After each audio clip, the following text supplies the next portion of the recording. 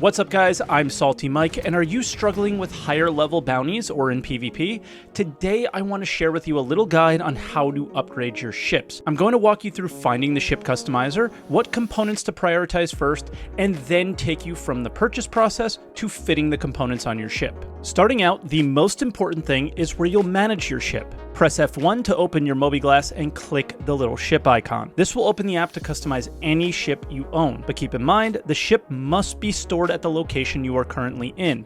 If there is a red lock next to the ship, it's because it is not with you or it's destroyed, and therefore it is in read-only mode, which means you can see what's on your ship, but you cannot change out any of the components. When you choose a customizable ship from the drop-down menu, you will see a number of submenus.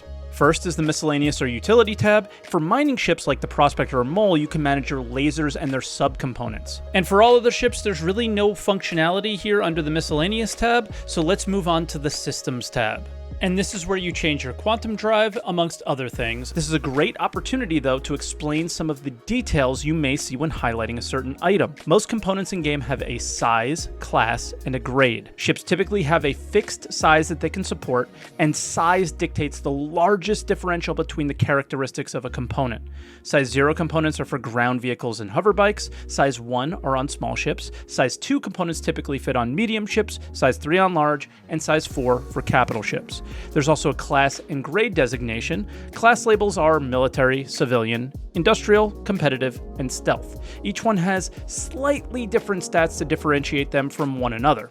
Grade simply determines the quality of a component, A grade being the best and D grade being the worst. You may also see a number under the grade when highlighting a component. The lower the number, the better. Essentially, grade 1 equals grade A, and grade 4 equals grade D. These are the same thing, but the game being an alpha and this app ultimately being redone left this oversight for me to explain to you. And continuing under the Systems tab, you'll find shields, which are self-explanatory, power plants, and coolers, and we will go into much more detail on these shortly. The Weaponry tab is up next, and this is where things are a little bit more complicated. We'll quickly start out with the missile racks. What you may not know is that the number on the rack means something. The first number is the size of the rack, the second number is how many missiles it holds, and the last number is what size those missiles are. So if you're looking to have a certain missile loadout, it should be a lot quicker to see what you need now.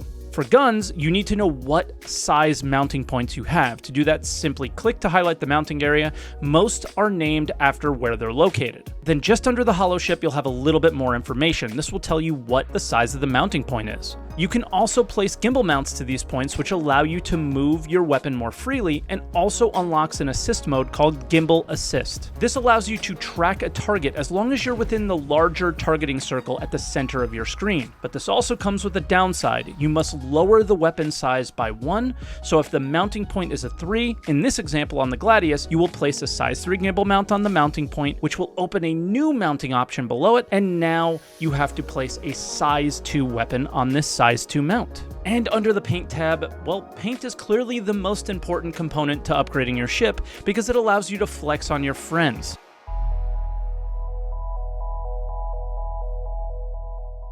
My goal here is to share with you what I feel are the most impactful upgrades you can make, but any recommendations I make in this video could be out of date the moment I release it, so the plan is to give you the knowledge you need to make your own decisions as things change. Let's start out with quantum drives. In my opinion, the #1 upgrade you can make for your ship. Typically, the stock drive on many ships are very slow, and I feel this is the most impactful because no matter what you're doing, you have to travel around the system. This affects every player in the game, from a PvPer to a cargo hauler. When choosing a drive, you're looking for 2 stats: speed and fuel efficiency. Speed is obviously how fast the drive goes. Fuel efficiency is how quickly your fuel intakes will drain during travel. For example, for size 1 drives, the Atlas is the best all around because it has a good balance between the two and allows you to travel the entire system without needing to refuel. Next is weapons. Many things players can do in the game involves using your ship weapons, and very similar to the quantum drive, many stock weapon loadouts are less than ideal. When doing bounties or any other ship versus ship combat, you can really see the difference when when you have a proper loadout. The key stats you'll be looking for is burst DPS, range, and fire rate.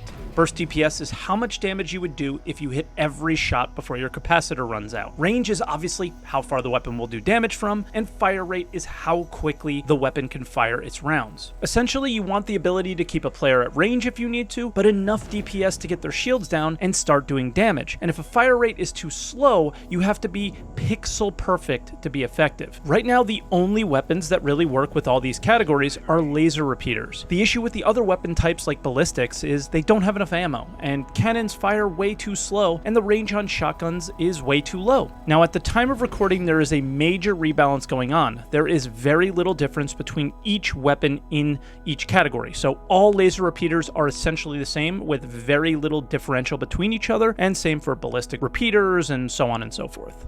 For shields, in common with the value that weapons provide, given many scenarios in game involve combat, you will likely be found with your shields down from time to time. And the stats that you're looking for here are pool HP, regen, down/damage regen delays, and to a lesser extent, physical absorption. Pool HP is pretty clear. It's the amount of health a shield emits. Regen is the rate at which shields will regain health after taking damage. Down and damage regen delay references how soon after taking damage the shield will start to regen. Lastly, physical absorption is how much damage the shield will absorb of ballistic damage before it hits the hull, as ballistic rounds do penetrate shields, but as we stated before, nearly nobody uses ballistic ammo in PvP scenarios. The current best is the FR series of shields. They have good health and regen, and may fail less often than other shields. Now, a massive note here, shield emitters are on the roadmap, and I expect a huge change to the way shields work coming fairly soon.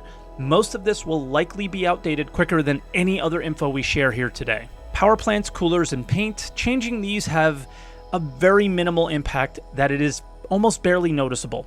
As long as you can cover your power draw with the power plant, you're good. As long as you cover the cooling rate needed for your components, you're good. You can then look at other stats that may work for you and whatever you're doing after you cover what the ship needs to do as far as power and cooling goes.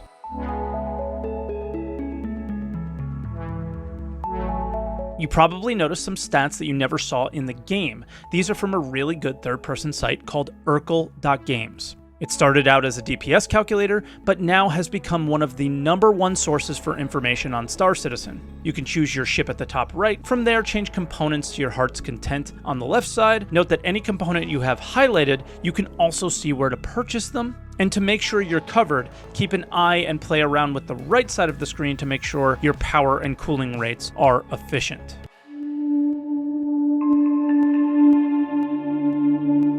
New in Star Citizen, you can buy items directly into ships you have docked at the location you're currently at. This also means you can run components like these from the locations you are purchasing them to planets or stations you plan on spending more time in and around. But guess what? You can now lose these in transfer if you're pirated or explode for any reason, so be careful. Or use the tried and true method of fitting your ship with the upgrade, flying to the location you want it, and claiming it there. You can also sell components that you no longer want, with the exception of the items that came stock on your ships, to remove an infinite money printing loop. To fit the upgrades on your ship using the manager apps, simply choose a non-read-only ship. From there, you can click on the mounting point you would like to upgrade or change. To the right of that, a selection of items you have stored at the location will appear. Simply click the one you would like, and it will automatically mount to that point. Just remember to make sure you hit Save Changes and Equip, or none of these changes you made will take action. Lastly, any upgrades you make will stay on the ship even if it's destroyed and you need to claim it. So if anything weird happens, it's not my fault, it's this guy's fault, okay? And that will do it for this upgrade guide. I hope you guys learned something, and if you did, make sure to hit that like button, leave a comment down below and let me know how I did, and subscribe for more guides like this in the future. And with that, I'll see you guys next time.